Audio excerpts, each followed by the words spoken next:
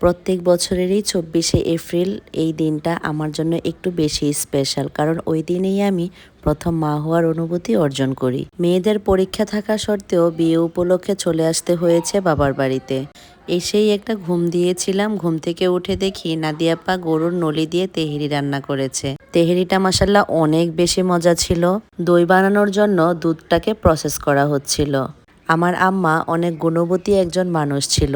আম্মার প্রায় অনেক কিছুই আমরা ৭ বোন পেয়েছি আলহামদুলিল্লাহ। নাদিয়া আপাও সবসময় আম্মার মতো আমাদের সবাইকে আগলে রাখে। ১৮ সালের ২৪শে এপ্রিল আমি প্রথম মা হওয়ার অনুভূতি অর্জন করি।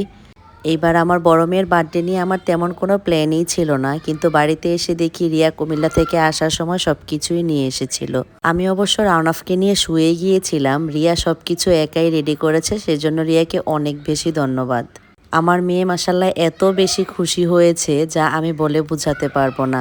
আমার ২ মেয়ে তাদের নানার বাড়িতে যতটা আদর পায়, ঠিক তেমনইভাবে তাদের দাদার বাড়িতেও তারা অনেক আদর পায় আলহামদুলিল্লাহ। সব খালামণিদের পক্ষ থেকে আমার মেয়ে কানের দুল গিফট পেয়েছিল। আমাদের ফ্যামিলিটাই হচ্ছে ডায়াবেটিক্স ফ্যামিলি, যেহেতু এটা বংশগত রোগ, সেক্ষেত্রে এটা হওয়াটাই স্বাভাবিক।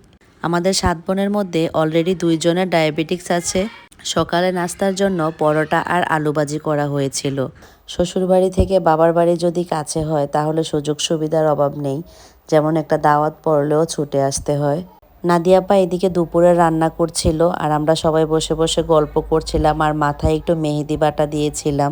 দুপুরে ভাত খাওয়ার জন্য আমার আপা রান্না করেছিল পাবদা মাছ, মাছের ভর্তা, সিম ভর্তা, শুটকি ভর্তা, করলা ভাজি, মাছের ডিম ভুনা আর সাথে ছিল মুরগি ভুনা।